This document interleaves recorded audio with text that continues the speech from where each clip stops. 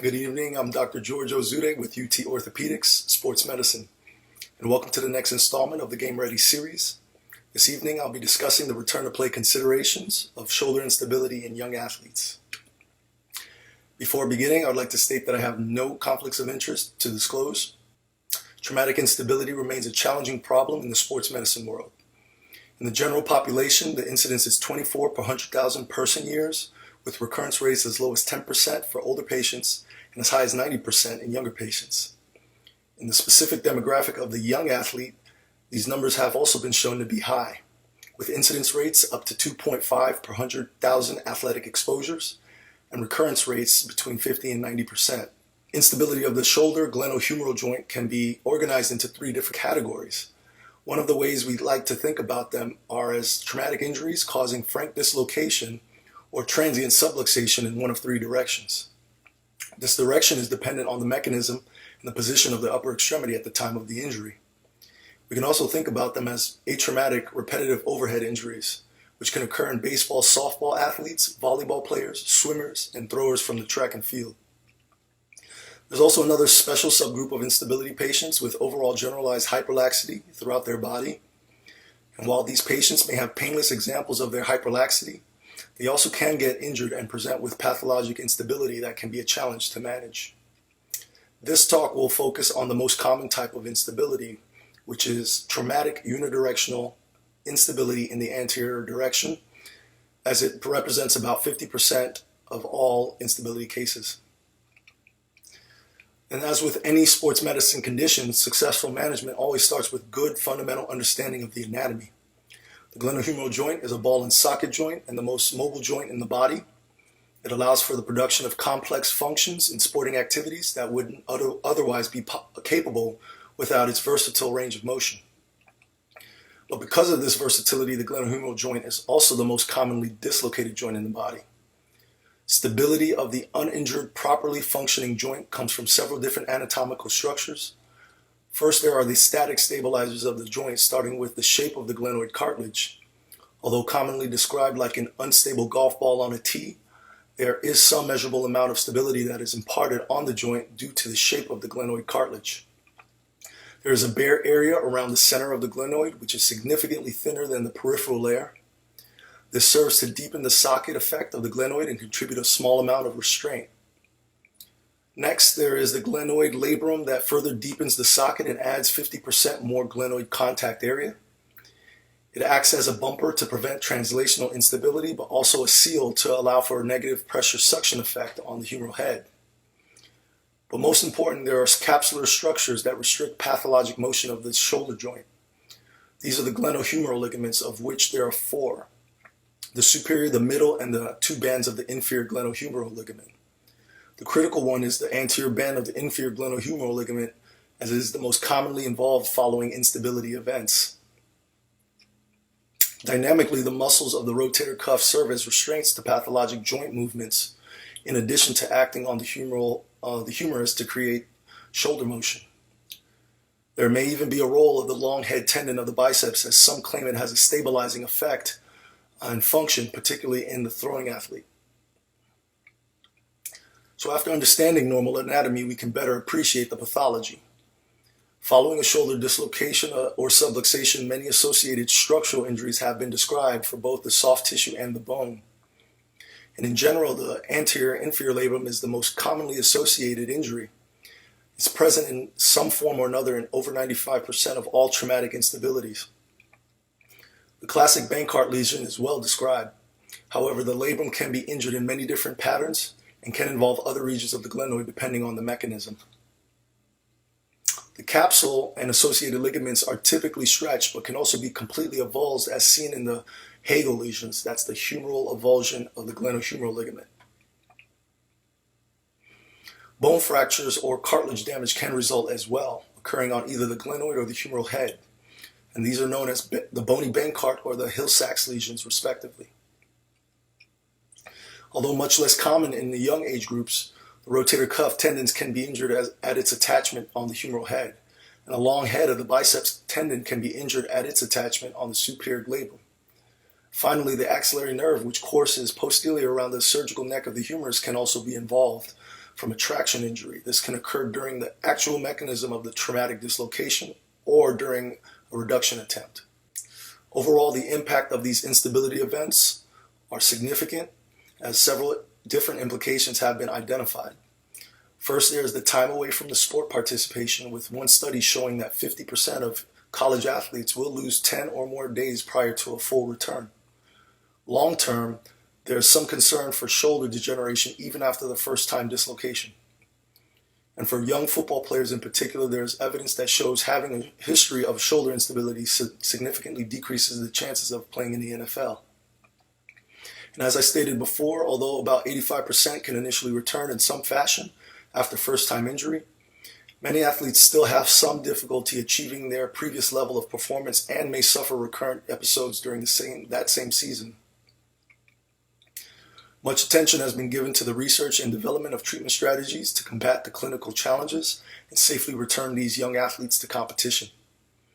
Recent investigations have become more focused on stratifying different subgroups to determine who is at most risk for poor versus successful outcome. Basically, the question is which athletes are likely to recur versus resolve with or without surgery. And in the decision-making process, more attention is now being given to individual patient factors such as age, associated pathoanatomy, type of sport, position played, skeletal maturity, and the time of sports season when the injury occurred. Before going into the stratification, we must give some attention to the initial management of the acute shoulder instability event. The majority of these occur during in-game competition, and so athletic trainers often represent the first line of responders depending on the setting. And being able to identify the potential of a subluxation dislocation event is very important. With dislocations, athletes may present with varying degrees of deformity of the extremity depending on their body type, the direction of the dislocation, or the amount of athletic gear they're wearing at the time. Severe pain and apprehension to maneuver the limb are usual and common symptoms. Nerve dysfunction at the time of the injury is also possible and must be kept in mind. There are countless number of closed reduction techniques described in anecdotal literature, with no one technique being clearly head and shoulders above the rest. There's a significant absence of comparative studies dedicated to closed reduction techniques. So as first-line responders, the best direction for sideline athletic trainers may be to become familiar with one or two techniques, reviewing them intermittently for practice and repetition. And one single reduction attempt should be permitted if the patient is aware and consenting. An evaluation of the neurovascular status before and after reduction should be performed, followed by an emergency room visit for x-rays. Considerations include performing the attempt as soon as possible after the mechanism of injury, as there is a window of opportunity before muscle spasm sets in. Depending on the technique, this can be done in a safe location off the field of play, but it is also optional to efficiently get the athlete to a calm setting such as a locker room or a training room. Athletic gear may need to be removed carefully prior to attempting the reduction as well. And if a transient subluxation is suspected and no reduction is required, the basic shoulder physical exam can be done for both the injured and the non-injured shoulder, starting with the visual and tactile inspection, followed by a basic passive and active range of motion, muscle strength testing, and a neurovascular exam. And just as there are countless reduction techniques, many special provocative exam maneuvers have been investigated. Still, no consensus exists. However, certain tests seem to be consistently used by most providers. For anterior instability, the apprehension, relocation, and release test are commonly used, with the release test being the single most accurate test. For posterior instability, the load and shift test has been described. An isolated inferior instability is exceedingly rare and more commonly occurs in conjunction with other injuries or in the setting of MDI. The sulcus test should be used in this setting to evaluate the degree of the inferior instability. Initial immobilization for comfort can be accomplished in internal rotation and adduction with a simple sling. No difference in clinical outcome has been shown when comparing simple sling to an external rotation brace. The duration of the immobilization is controversial, with some providers starting immediate range of motion early with no period of immobilization, to other providers going with 10 days of immobilization. Studies show extended periods of immobilization out to 3 to 4 weeks do not correlate with a reduction in recurrence rates. So it's pretty generally accepted that no more than 7 to 10 days are required, particularly considering that returning to play in a safe and efficient time frame remain the goals. Finally, follow-up with sports medicine physician is warranted for all instability events, and this is to allow for an in-depth workup and treatment plan, including repeat review of the history, the physical, and imaging. A review of the non-operative and operative treatment options will be reviewed with the athlete and the family. In the physician's office, after confirming the diagnosis of instability, many factors and variables are used to guide the decision-making process. As mentioned before, the goal is to determine who is at risk for recurrent instability and poor function. First, we can consider the severity of the injury at the time it occurred. Comparing frank dislocations to transient subluxations, the type of instability will make little difference to the recurrence rates. And this is important because 85% of all traumatic instabilities will be a transient subluxation. But they still should be considered, should not be underestimated as less severe than a frank dislocation, and they need to be evaluated with the same level of care. Then we can look at how many times the athlete has had an instability event. Non-operative treatment for first-time dislocators is still considered an option because evidence shows varying rates of recurrence in the younger population. And this is as low as 50% in some studies for patients under the age of 20. And many in this group can report satisfactory outcomes with long-term function. So it seems not everyone needs a stabilization operation right away. It is widely accepted, though, that recurrent dislocators will require surgical intervention, as nearly all of them will likely recur without operative intervention. And this is likely due to the additional structural injuries that happen with each recurrent dislocation, particularly on the glenoid, as we can see here from a study in young military patients. The average amount of bone loss in recurrent patients is significantly more than the amount of bone loss in first-time patients. Regarding age, in the general population, the highest at-risk group has been found to be between the ages of 20 and 29. However, the likelihood is that collegiate-aged subgroups within this larger group make up the significant contribution. And in addition, another study found that when comparing young athletes, those who are over 14 years old had a significantly higher risk of recurrence compared to those who were less than 14 years. And these skews are likely explained by the higher intensity level of contact and collision sports played within these age ranges, like varsity and collegiate level football, rugby, and wrestling. Our understanding of associated pathoanatomy is also advancing.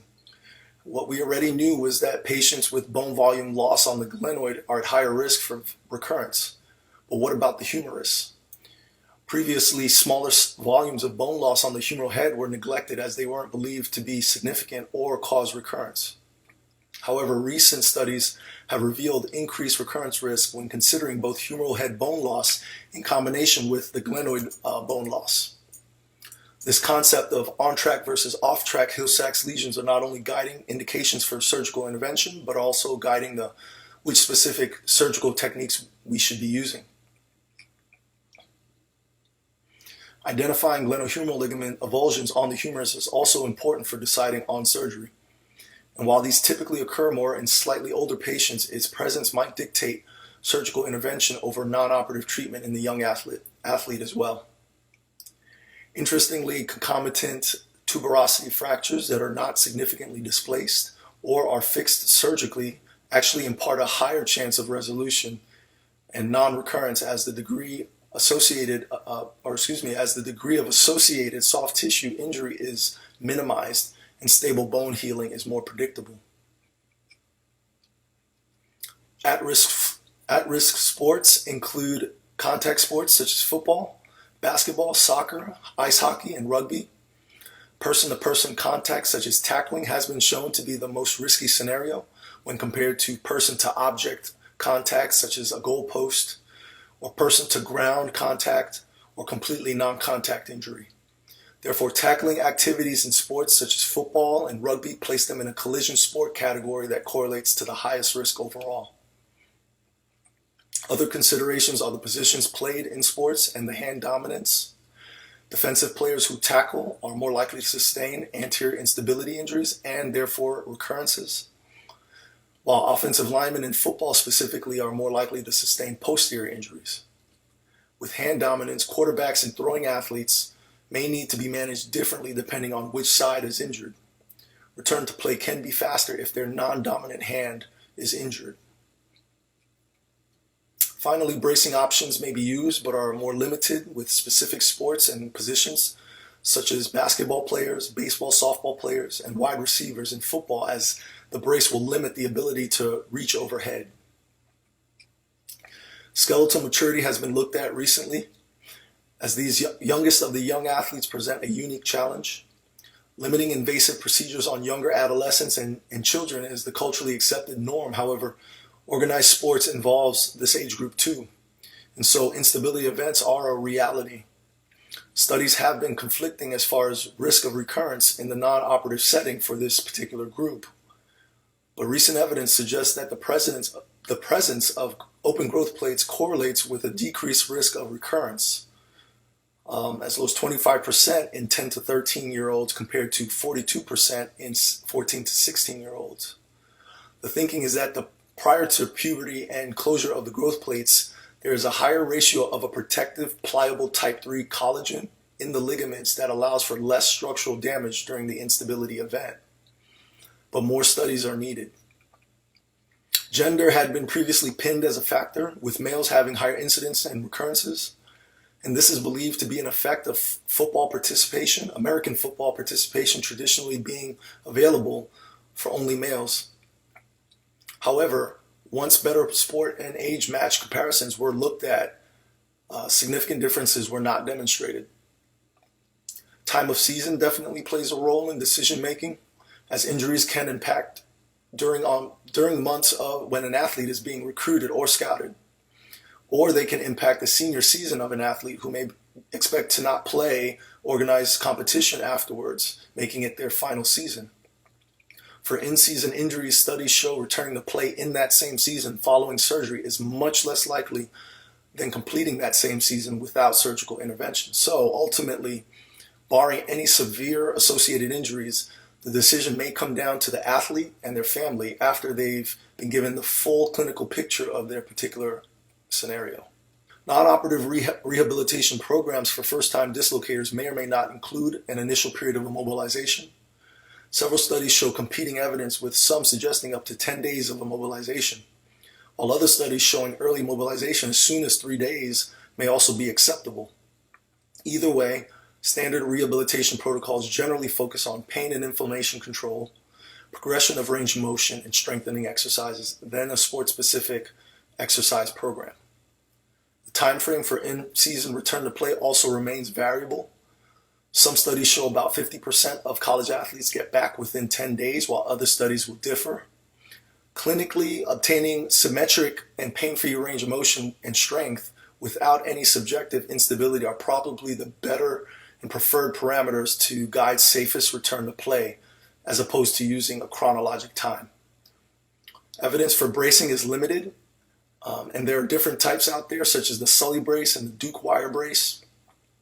The main thing to understand is that the brace is more helpful for non-throwers, as it limits the abduction and external rotation in overhead athletes.